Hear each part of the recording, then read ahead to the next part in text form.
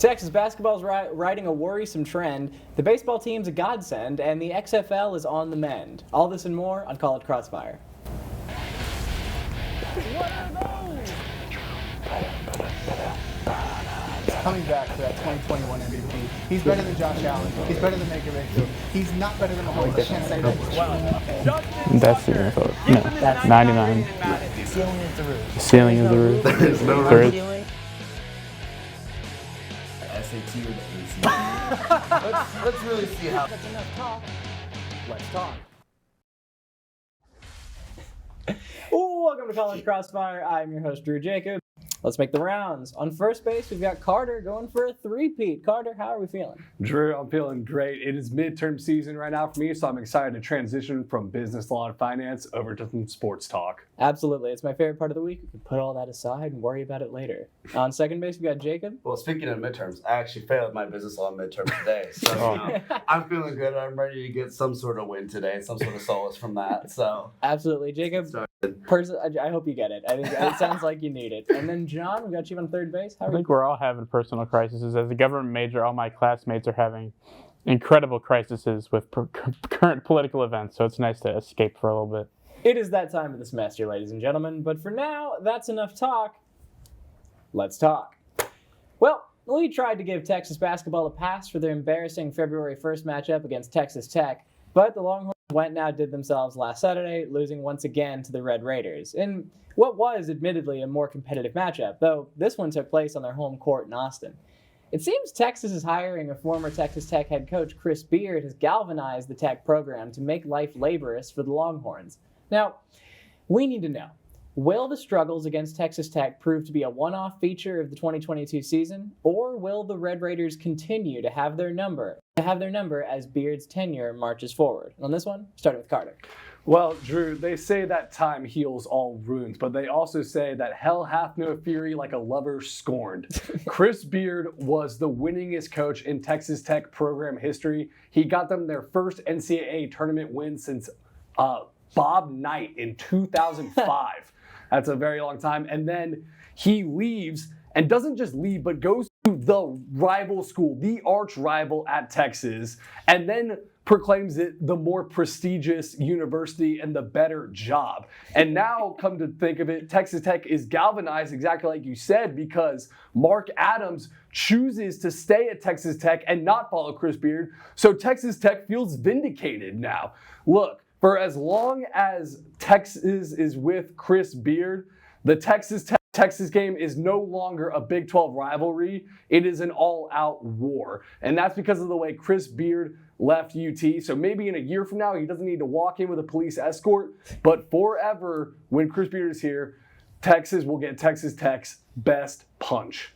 I think part of the problem is that it is just not an all-out war on both sides. I just don't see Texas being able to sum up like the same zest that Tech's able to. Right down to the fact that, all the things that you and Chris Beard have set, more prestigious university, better job, all these things, and I feel really smug. I'm like, yeah, they can beat us basketball they want. Jacob, we're on to you next. Unfortunately, I wholeheartedly agree with Carter. It is going to be a long few years till we leave for the SEC, potentially for the Texas Longhorns versus Texas Tech.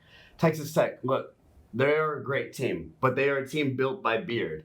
Mark Adams is Beard's successor. He's going to take over for them. He's going to carry them. They have a great recruitment class already. More transfers are going to come in. And honestly, Lubbock, they may not be able to do basic math, but they can show up for basketball games. They show up, and they show up loud and proud, and that's something that the Texas Longhorns don't do. That's something that they have a competitive advantage about, because it's like you said, in some aspects we might get a little bit smug. However, they have the talk to back it up, and we don't right now. As long as Chris Beard is here, like Carter says, it's going to be a battle every year. It's going to be your big brother, little brother rivalry, unfortunately. That is a big brother, little brother, a perfect way to put it. Kind of like in Mad Men with John Hamm. I don't think about you at all. No, and the worrisome thing is, if rumors are to be believed, Texas and Tech will continue playing out of conference in football once the move is made. Personally, I'm hoping that does not hold true in basketball. But for this one, next we're going with John. I agree with these folks. There will be tension going forward. However, universities benefit from having a 100% turnover of the student body every 4 years. And so my prediction is, next year, the current seniors who for 3 years where like Chris Beard's our guy, this is our team, for their senior year, he's gone. Yeah, I'd be pretty mad too. But they're going to be gone. They're going to become alumni. So, they may talk like, but, they won't be showing up to the games, at least not the majority of them. And so you have the juniors. And I think with every year, the animosity towards Chris Beard in Texas diminishes. It's a linear line. So I think, obviously 4 years from now, Texas will be in the SEC, so it won't matter as much. However, I think even going into next year, it'll be less, and 2 years from now, it'll be much less. So I don't think it'll make much of a difference. That is an excellent point. I mean, it's just not going to be personal for Red Raiders of the future. I think a great litmus test for whether someone's really a rival or not is whether you trash talk them at orientation for new students. At Texas, we trash talk Oklahoma at orientation. I don't know that Tech's going to start doing it. Maybe they already do. I'm not sure. Regardless, that was a great point. One that I haven't considered up to this now. So, John, you're going to get the 3 on that one. And then Jake and Carter, you guys have actually tied for the 2. Now, Marcus Carr came into the season and the Texas men's basketball program as the number 1 ranked transfer in the country, though that hasn't necessarily reflected his actual on-the-court output. Though he started things off well enough, averaging 14 points and over 3 assists in the first stretch of Big 12 conference play, he's cooled off significantly in the last month. So, panelists, we're wondering what exactly is the problem with Marcus Carr, and do you see him getting out of this slump anytime soon? And for this one, starting with Jacob. I love Marcus Carr. I think he's a stupendous player. Unfortunately, there's a couple of things that we actually tend to neglect and that we overlook as Texas fans. When Carr came into the transfer portal, he's only ever been classified as a guard. He was never once classified as a point guard or a shooting guard. He was kind of in this, in media res. He was in between this weird limbo stage of his career. He was projected to go undrafted. He didn't get an invite to the combine. What does he do? He gets investigated by some scouts and some analysis that write a profile on him. And all they can say is, you're an undersized guard. Anybody can score in the NBA today. Unfortunately, there's a lack of defense. So what does Carr do? He decides to step up and play point guard. Unfortunately, I don't think that's his natural position. You can tell it just in his assist-to-turnover ratio, which is a horrendous 3-2. He's averaging 9 less points a game than he did at Minnesota, because now he's not a score-first guy. I'm going to take this ball down. I'm going to let Courtney Ramey brick it off the three-point line, Unfortunately, that's how it is, and I just don't think he's playing his natural position, and that's why he's struggling. However, I'm also going to blame it on that and the fact that Chris Beard's system isn't working for him. Marcus Carr is an electric player that when he gets the ball on the line, he's going to shoot and he's going to drive in and kick it. He's going to score transition, and that's not what's happening this year. We need to let him run the route and just roll it out. I do love a good, well-rounded answer. It started off as sort of an expose about Marcus Carr. Really liked it, but you do have to wonder how these players are going to fit into Beard's system. You bring in this many transfers, there's no way it all works out perfectly. That said, we're on to John next. Personally, I don't think we give student athletes enough credit. I mean, they work incredibly hard both on and off the court. And, I've been struggling a lot this past month, and I don't play basketball on top of that. So, I think, there might be some stuff keeping him down, but I think come March, he'll be back in boom time. Well, Texas faithful should certainly hope that he will be. And Carter, we're going to you next. I think that the Marcus Carr narrative right now is a little bit overblown. Look, Marcus Carr has had to play a completely different role in Texas with a more deep and complete team than he had with Minnesota, where he was asked to be the volume scorer for them. Now he's being asked to be more of a true point guard. You see it in the stats. Marcus Carr was averaging 16 and 13 shots in a game in his last 2 years at Minnesota, and now he's only averaging 9 shots a game. And we say he's a high volume scorer, but he's never been that efficient. I mean, he shot 39%, 38% in 2 seasons in Minnesota. Now he's only shooting 37%. And he's scored in double-digit figures 9 of the last 12 games. So like I said, I think the narrative that he is falling way under expectations is slightly overblown. He needs to play better, but we saw it tonight against TCU, came in with 19 points. He acknowledged he didn't play very well against Tech. They're going to need him down the stretch, and I'm not worried about him come NCAA tournament time. Well, I would hope, if expectations are too high, then frankly the team needs him to blow past them, But that said, Jacob, you're going to be getting the 3 on this one, Carter the 2, and John the 1. Well, baseball team's doing great.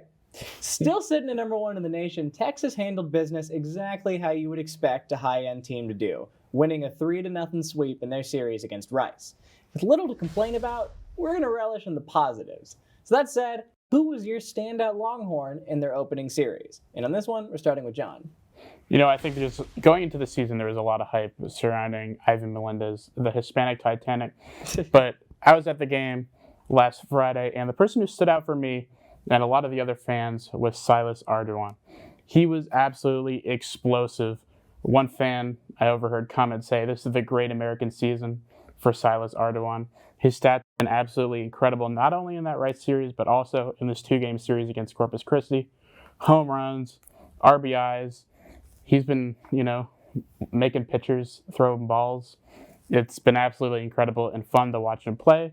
I'm excited to see what he does for the rest of the season. The Great American Season. That is a marketable tagline, and I hope it holds true. But for now, we're on to Carter next. I was really impressed with outfielder Eric Kennedy this weekend. He started off 1 for 5 in Friday's opening contest, but then went 2 for 4 and 2 for 3 in the next games. Also drew 3 walks. In the first 4 games of the season, he got a .550 on base percentage. He's getting on base, manufacturing runs for this Texas team. And as a freshman, he was batting .310. The last 2 seasons, mid-200s. This could be a resurgence for Eric Kennedy on the offensive end. I'm excited to see what he can do in the first part of the season.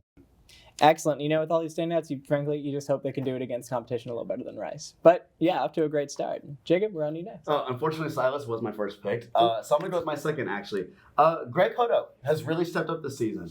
After the loss of Mike Antico, you're thinking we're going to lose our big boom, our big slugger kind of play guy.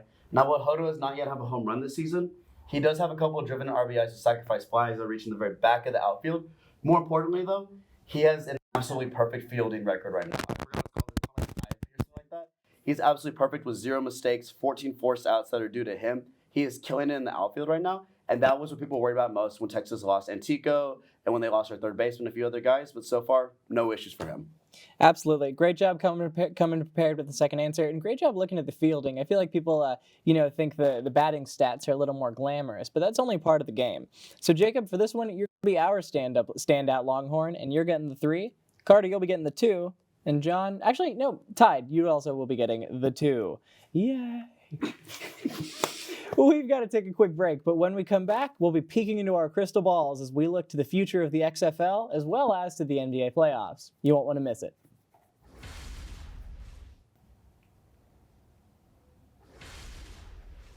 Welcome back to College Crossfire, but before we get started, let's take a look at the scoreboard. Leading the show, we've got Jacob with 8 points, and coming in tied at second, we've got Carter with 6, and John also with 6. Let's jump right back in. It's time to party like it's the early 2000s because the XFL might have finally found stable footing. In a surprising arrangement, the smaller and more extreme league has formed an official partnership with the premier name in the sport, the NFL. The plan for this deal has been said to focus on creating innovating programs and protecting the health of players. That's a lot of corporate speak, but it seems like the XFL might be something of a testing ground for new ideas that the big boys come up with.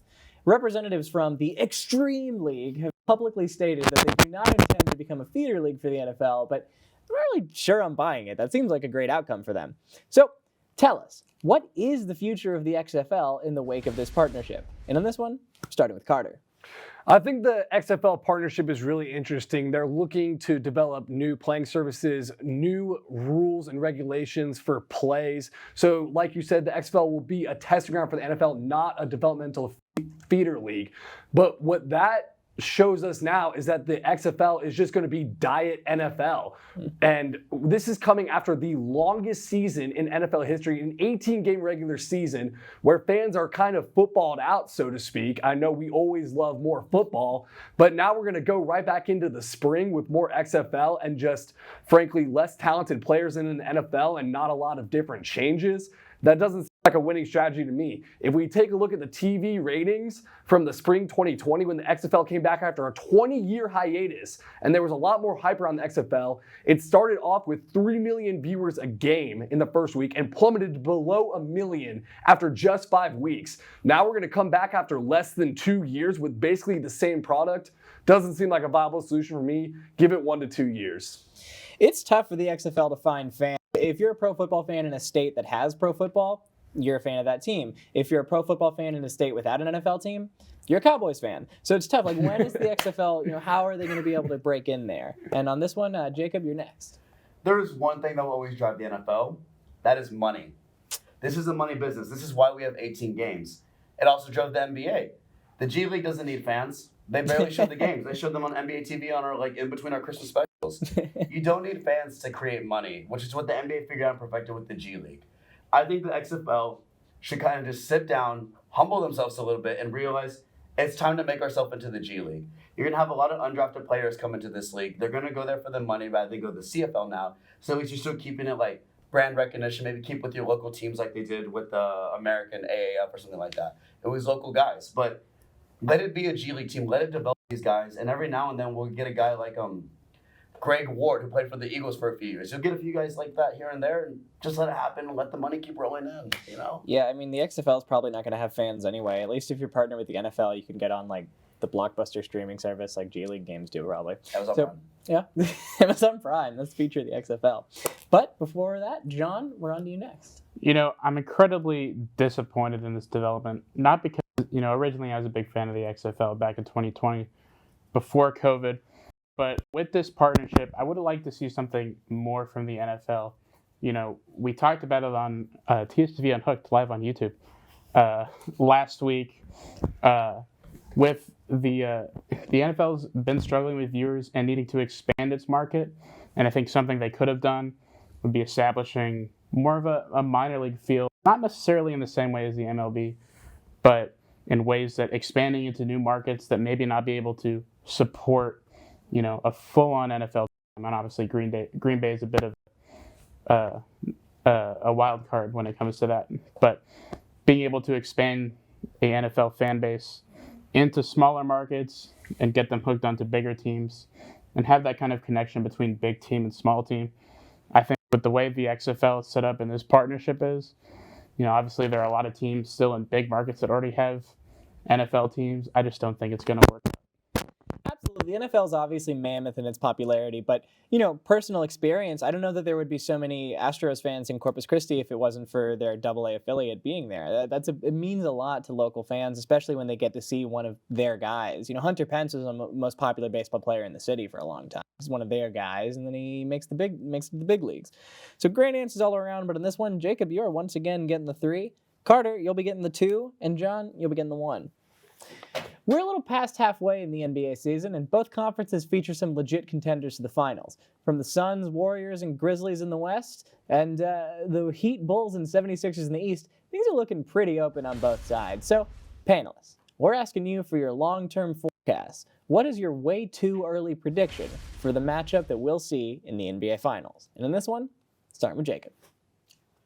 It's 2016. OKC versus Golden State. Curry pulls up from 39 feet. Bang! Bang! Mike Breen says it the best. Unfortunately, they would go on to lose in that finals. But Golden State is back. Klay Thompson's coming back. Draymond Green's coming back. James Wiseman's going to come back. This is a veteran team. This is a team that doesn't have Rudy Gobert. This is a team that doesn't have injuries to Jamal Murray, their point guard. This is a team that isn't the Los Angeles Lakers. They're going to come out of the Western Conference Finals. They're going to dominate all the way through. I'm riding with them, and just because due to pure veteran leadership in Giannis Antetokounmpo, I'm going to take the Bucks out of the East because, well, the Bulls have DeMar DeRozan, and the Heat have a really old Kyle Lowry, and we know how the Toronto Raptors have previously done in the playoffs. So I'm going to go Warriors, Bucks. I'm going to take an even hotter take, Warriors in 5. 5. Whoa, interesting take. Okay, but you're right. The Bucks have to be the presumptive favorite in the East, just until proven otherwise. And the Warriors, it's getting scary. They're looking like the Warriors again. Next, though, we're on to John. You know how I feel about prediction answers. But when it comes to this prediction, I'm going to give you 1. I think when it comes to the absolute champion of the NBA, I'm going to say the 76ers. They just made a great trade for James Harden. So I think they're going to win it all. But in the West, I think despite the fact they just made a terrible trade, hometown team, I have to give it to the Dallas Mavs. Ooh, the Mavs certainly make a lot of people here at TSTV Sports very happy. And, Luka is probably that guy. So we'll see. Very interesting takes all around. Not hearing enough love for the 76ers. I think people are used to them choking in the playoffs, to be honest. But this one, Carter, on you next.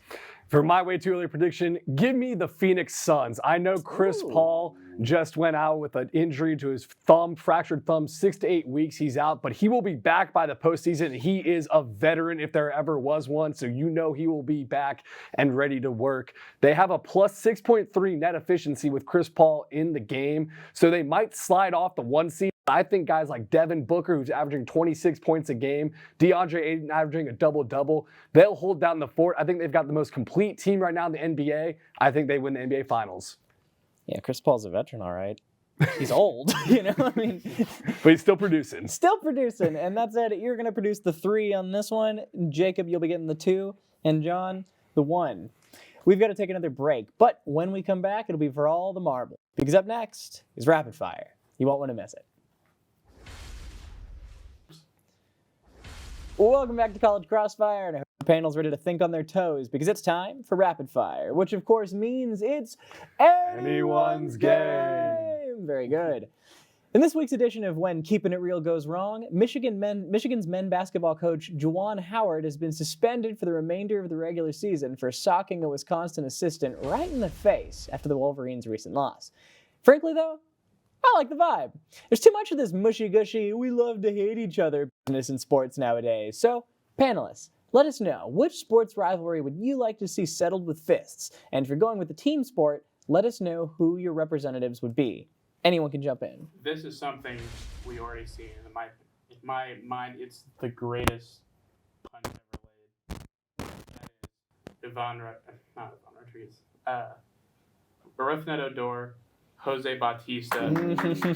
Classic. Solid. All the pent-up frustration from every Rangers fan in 2015 going into that 2016 season, it was well needed, absolutely needed, and to be honest, one of the greatest Ranger moments of all time. Yeah, there's not been a lot to cheer recently. I think they sold bobbleheads of him after that, but in any case, who else? I'm going to go with a homer pick and say Texas, Oklahoma, but I want to take it back to a specific year. Sam Ehlinger and Kyler Murray at midfield. We saw Kyler Murray maybe let out a couple of tears during that. I would have liked to see them throw down a little bit and get into some fisticuffs. Sam would mop the floor with him. Jacob?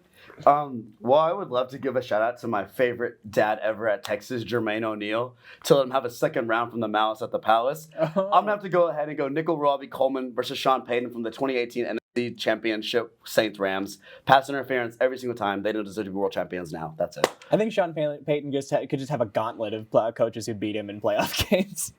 That said, the Texas OU connection, too good, and I like Sam's odds, like I said. So, Carter, you're going to be getting the 2 on this one. The NBA dunk contest has featured some pretty mid lineups for a good few years now. Gone seen the days of Dwight Howard putting on Superman cape and Blake Griffin jumping over a car in one of the best brand tie-ins in sports history. As the top-tier guys just don't seem interested in participating anymore. I'm not sure what the solution is or how to reverse course, so let's go the other direction. Give us your worst possible lineup for a future dunk contest. Anyone can jump in. Just 2 people. Will have it. Kanye West. That's another rivalry that's going to get settled with this, to be honest. I would like to see the big guys Nikola Jokic and Dirk Nowitzki, both of the Europeans, try to do the dunk contest, and maybe also JJ Barea in there. I think that could be pretty comical. Dirk can't jump anymore. Jacob? They just came out in theaters again last Friday. We got to pay homage to the great ones. I would like to see Wee Man from the famous film Jackass versus Chet Holmgren. I think that could be a pretty exciting dunk contest because Chet's going to lose 10 pounds just trying to put his hand up in the air from water weight. Just for being so topical and for how much I have enjoyed that movie and that whole series, Jacob, you are going to be getting the 2 on this one. In an effort to distract his opponent during the NBA's recent Rising Stars game, Cole Anthony pulled his shorts down and showed Desmond Bane a full moon as the latter attempted to shoot a free throw. It didn't work. The guy still made the free throw, but he gets an A for effort. And to me, the genius of this idea is that, well, is it even illegal? Who would have thought to put it in the rulebook? So, panelists, it's time to innovate. What's your bold new idea to distract players at the free throw line? Anyone can jump in. Well, what I would like is a giant life-size Jack in the Box, maybe like a little windy pop-up toy, one of those things, and maybe Mo Bamba come out of that. An inflatable Mo Bamba, big, long guy. We could do that for Texas, to have Texas basketball to distract the other team at the free throw line. I guess it would be shocking. I'd be shocked. Yeah, going for shock value. Who else? Air horn. Come on, a guy moons somebody outside the box. And put them on a boat. Yeah. Okay. Yeah, I like. I like it. Put him on a boat. I don't even need to know specifics. I'm sold. Jacob. Mr. Peanut from the SpongeBob SquarePants movie, and the scene where they're dancing, they're saying "I'm a goofy goober," Mr. Peanut and this guy. I'm out of ideas. I'm out of time. I like that one. Well, Carter, you're going to be getting the 2 on this one, and for the first time in my tenure, we have a tie between Carter and Jacob. But don't you worry, we have a tiebreaker planned. First one of you two to answer this. Let me know. You will win. When was the last time a Texas student won a tournament of Jeopardy? Yesterday at 9 p.m. on Hulu. Jacob gets the tie. Jacob gets the win. Do we have time for FaceTime? We do. Jacob, tiebreaker winner, take us away. Took 4 times. It took 4 tries. But we're here, baby. We're here. We're here to stay. I can't wait to lose next week. I'd like to thank my boys that came out and supported me in the audience tonight. I'd like to thank all the people, to Mo Bamba for giving us such a great song. Marcus Carr, never forget. We love you. Horns up forever, baby. Excellent work, Jacob. So that's one less person in the 0% win percentage club. I'm starting to become all alone in that club, but it's fine. Congrats to Jacob for winning tonight, and thank you all for tuning in to tonight's episode of College Crossfire. Don't forget to follow us on social media at TSTV Sports on Twitter and Instagram. And lastly, be sure to wake up with the 1-0 Sports Show Friday mornings at 10 a.m. For all the panelists and everyone in studio and master control, I'm Drew Jacob. Have a wonderful evening.